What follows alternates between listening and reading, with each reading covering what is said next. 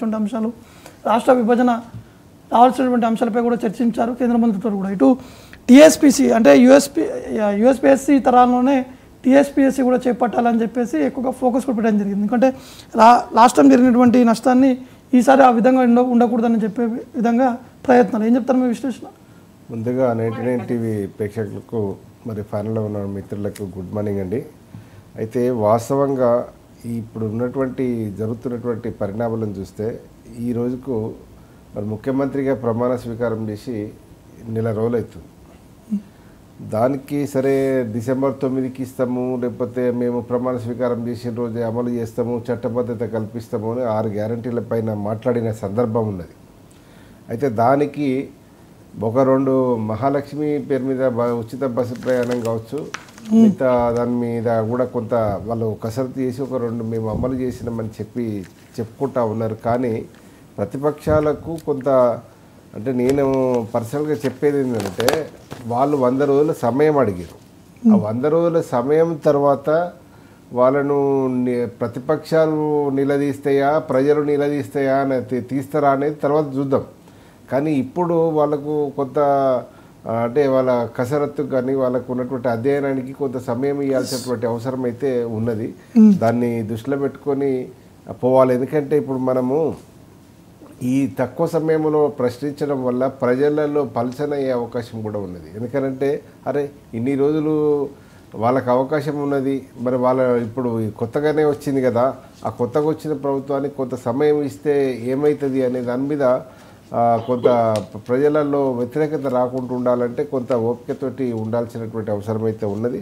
అయితే ప్రధానంగా వాళ్ళు అమలు చేస్తామన్నటువంటి ధరణి విషయంలో కావచ్చు ఇవన్నీ కొంత కాంట్రడిక్షన్ అయితే ఉన్నది.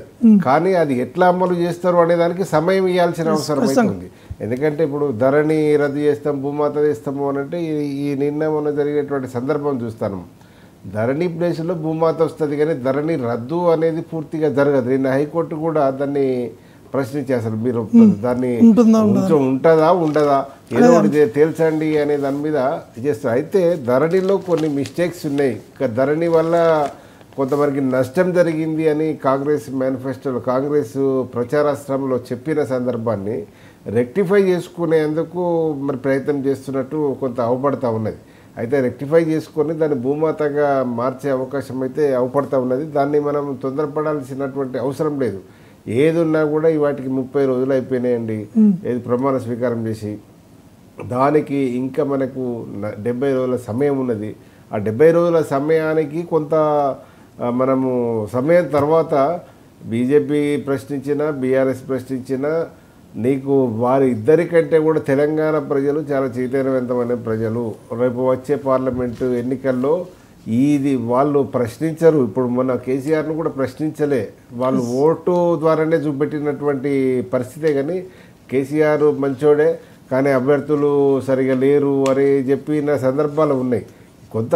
అయితే అది ఏమైనప్పటికీ కూడా రేపు లోక్సభ ఎన్నికల్లో మనకు 5 ఏళ్ల దాకా ఆగాల్సినటువంటి ఆపుతారని అయితే నేను అనుకోవట్లేదు ప్రజలు. ఎందుకంటే తెలంగాణ ప్రజలు చైతన్యవంతమైన ప్రజలు కనుక ఇప్పుడు రానున్న ఎన్నికల్లోనే, ఎందుకంటే మార్చిలో నోటిఫికేషన్ వస్తుంది నీకు ఆ లోపు వీళ్ళ టైం మార్చి 17 వరకు వీళ్ళ కాలం ముగుస్తుంది. ఏది ప్రామిస్ చేసినటువంటి 100 రోజులు ఆ లోపే దాదాపుగా నోటిఫికేషన్ ఆ టైంలోనే వస్తుంది. ఎందుకంటే గతంలో కూడా మార్చిలోనే వచ్చింది.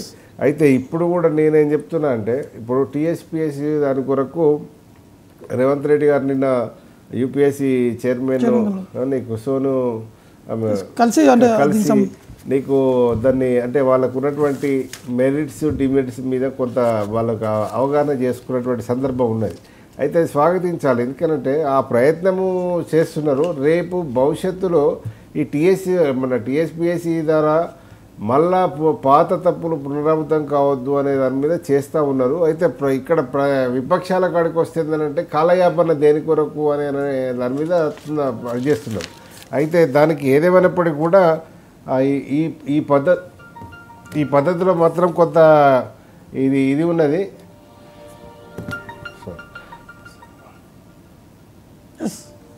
అయితే ఈ పద్ధతిలో కొంత డిస్టర్బెన్స్ ఉన్నది. అయితే టీఎస్పీఎస్సీ ద్వారా నేను రేవంత్ రెడ్డి గారిని ఇంకా మనము స్వాగతించాల్సింది ఏంటంటే కేరళ పబ్లిక్ సర్వీస్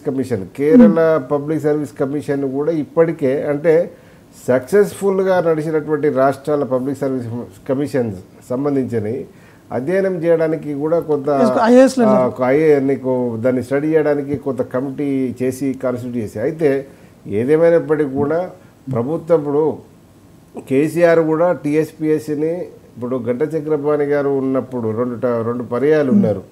దాని తర్వాత ఇంకా మెరుగ్గా నడిపించాలనే ఉద్దేశంగానే ఇప్పుడు అందరు చక్రపాణి లాగా దొరకరు అనే దాని మీద కొంత ఐఏఎస్ ఆఫీసర్కి ఇచ్చిన ఉద్దేశం కూడా అదే ఎక్కడ అయితే కాకపోతే అంటే ఐఏఎస్ ఆఫీసర్కి ఇచ్చినా కూడా ఇప్పుడు కింద జరుగుతున్నటువంటి దాన్ని కొంత సూపర్వైజ్ చేయలేదనో లేకపోతే జరిగినటువంటి పరిస్థితి ఏదేమైనప్పటికీ కొంత భారీ నష్టం జరిగిందని మాత్రం నిరుద్యోగులు ఫీల్ అయ్యారు కనుకనే ఈరోజు మన కాంగ్రెస్కి అధికారం ఇచ్చినటువంటి సందర్భం అదొక అంశం కూడా ప్రధాన కారణమైంది. ఎందుకంటే ఇప్పుడు ప్రక్షాళన ఇప్పుడు ఒకవేళ ఏదైనా వ్యవస్థలో నష్టాలు జరుగుతుంటాయి, తప్పులు జరుగుతుంటాయి, అయితే అనుకోని తప్పులు జరిగినప్పుడు యాక్షన్ అనేది ఉండాలి. అయితే ఇక్కడ బీఆర్ఎస్ ప్రభుత్వం మీద వచ్చినటువంటి కోపం అంతా కూడా నిరుద్యోగులకు వచ్చినట్టు యువతకు వచ్చింది అంటే అసలు యాక్షన్ లేదు. ఇంత సీరియస్గా బయట ఇన్ని కేసులు వచ్చినాయి, ఇంత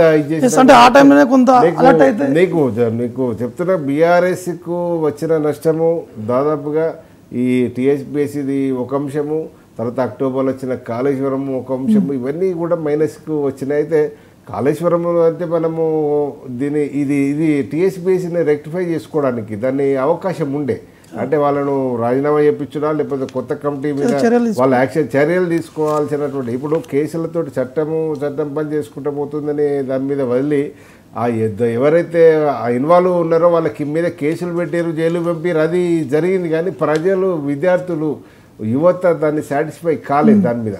ఎందుకంటే ఇది కరెక్ట్ అంటే ఇప్పుడు లేదంటే స్వచ్ఛందంగా నిజంగానే ఐఏఎస్ ఆఫీసర్ జనార్దన్ రెడ్డి గారు మరి అంత పెద్ద సీనియర్ ఆఫీసరు, తర్వాత మంచి సక్సెస్ఫుల్ ఆఫీసర్ కూడా, అటువంటి పేరు ఉన్నటువంటి వారు మరి స్వచ్ఛందంగా దాన్ని ఈ రాజీనామా మొన్న చేసిన రాజీనామా అప్పుడే చేస్తే కనీసం పబ్లిక్లో ఇంత పేరన్న ఉండేది.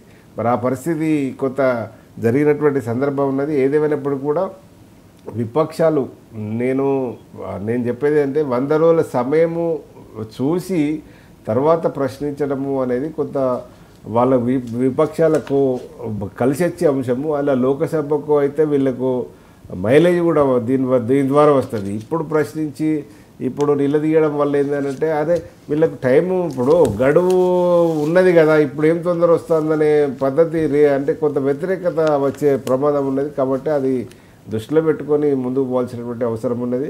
ఇక స్కీములు వస్తున్నాయి, తర్వాత ప్రజాపాలన కొరకు నిన్న ఈ రోజు వరకు లాస్ట్ డేట్ ఉన్నది.